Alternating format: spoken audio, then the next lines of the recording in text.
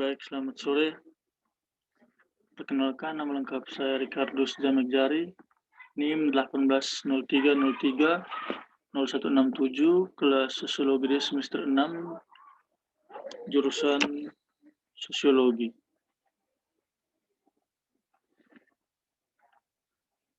Pada kesempatan ini saya akan mengerjakan tugas harian kelima,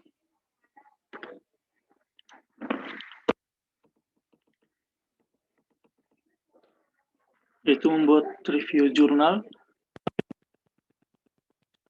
tentang peran lembaga pemasyarakatan kelas 2B Beja dalam pembentukan sikap dan mental tahanan pria. Jurnal yang saya ambil untuk saya kaitkan, untuk saya samakan dengan judul saya tentang pola pembinaan narapidana anak laki-laki di Lembaga Pembinaan Khusus Anak kelas 2 Kendari.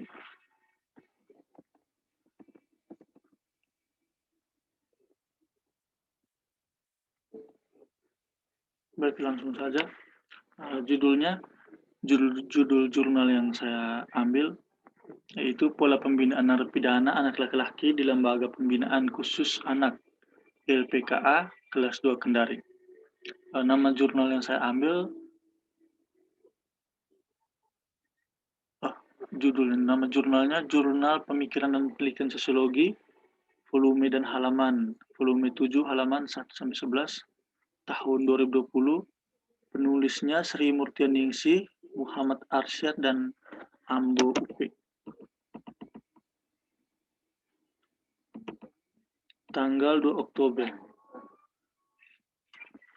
Tujuan penelitian. Tujuan penelitian ini yaitu untuk mengetahui pola pembinaan narapidana anak laki-laki di Lembaga Pembinaan Khusus Anak kelas 2 Kendari dan tahap pembinaan narapidana anak laki-laki di Lembaga Pembinaan Anak. Kalau tujuan penelitian yang saya ambil untuk judul proposal saya, tujuan penelitiannya itu tentang kira-kira cara apa yang dilakukan Lapas kelas 2B Bejawa untuk membentuk sikap dan mental tahanan pria. Kalau untuk jurnal ini membahas tentang pola pembinaan narapidana anak laki-laki di Lembaga Pembinaan Khusus Anak, sama-sama tentang tahanan pria.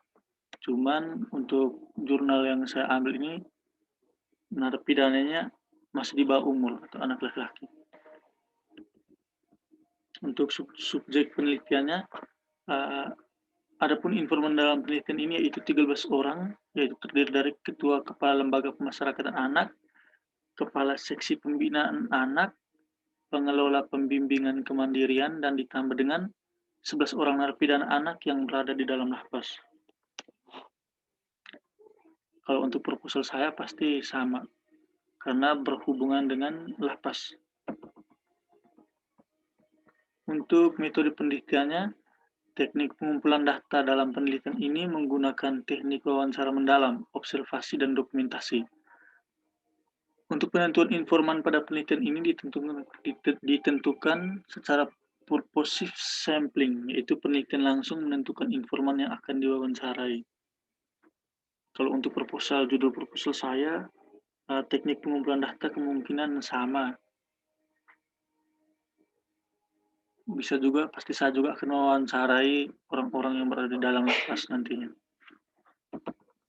Untuk definisi operasional variabel dependen, adapun tahapan pembinaan narapidana anak terdiri dari 3 tahap, yaitu tahap penyadaran, tahap transformasi, dan tahap peningkatan kemampuan intelektual. Informan yang untuk kekuatan penelitian, menurut saya informan yang memberikan penjelasan benar-benar jelas karena sebagian informan adalah narapidana binaan. Metode yang dipakai juga sangat gampang sehingga pengumpulan data dapat berjalan lancar.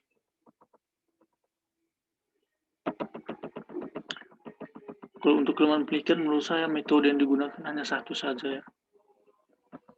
Dan kesimpulannya, berdasarkan hasil penelitian dan pembahasan sebelumnya yang telah diuraikan sebelumnya, dapat disimpulkan sebagai berikut. Yang pertama, Pola pembinaan yang dilakukan di lembaga pemasyarakatan kelas 2 Kendari meliputi pembinaan kepribadian dan pembinaan kemandirian. Pembinaan kepribadian ini melakukan pembinaan yang sangat perlu dilakukan agar pembinaan berjalan sesuai dengan tujuan, terutama pembinaan keagamaan yang begitu baik dan dapat menyadarkan narapidana yang merubah kepribadian yang menjadi lebih baik dengan cara menyempurnakan pengetahuan agama melalui lapas. Adapun kendala yang ditemukan di lapangan yakini kurangnya kesadaran narapidana untuk mendekatkan dirinya kepada Tuhan. Baik, langsung saja. Pola pembinaan narapidana anak laki-laki di lembaga pembinaan khusus anak. Tujuan penelitian ini seperti yang di dalam kolom komentar, yaitu untuk mengetahui pola pembinaan narapidana anak laki-laki di lembaga pembinaan khusus anak kelas 2 Kendari dan tahap pembinaan narapidana anak laki-laki di lembaga pembinaan khusus anak kelas 2 Kendari. Teknik pengumpulan data dengan penelitian ini menggunakan teknik wawancara mendalam, observasi, dan dokumentasi.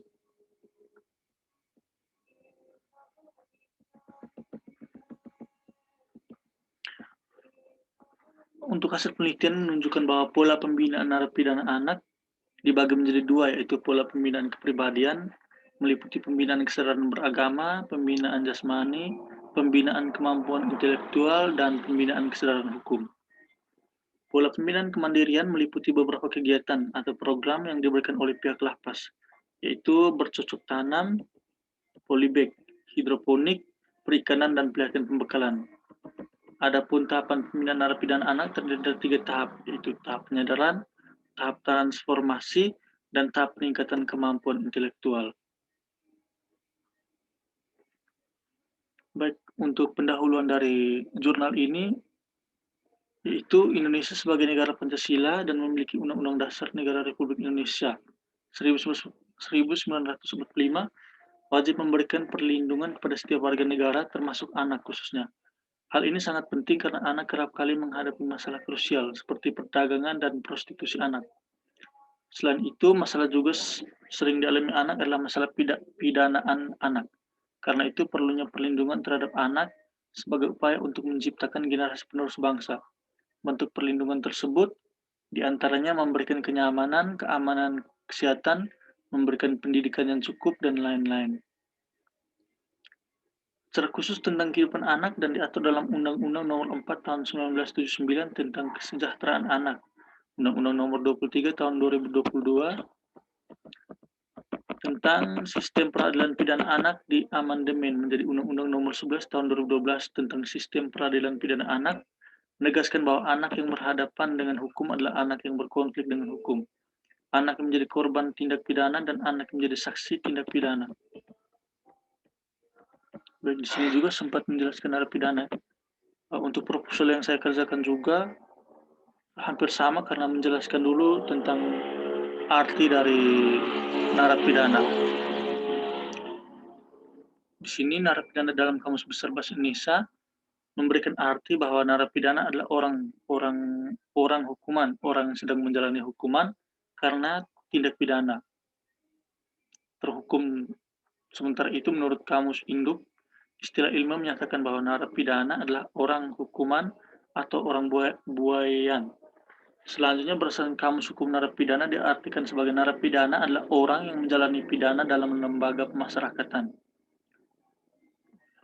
Berarti jurnal ini isinya hampir sama dengan contoh proposal, contoh latar belakang proposal saya yang beberapa hari lalu saya buat, isinya hampir sama. Dan pembahasan tentang narapidana itu hampir sama juga.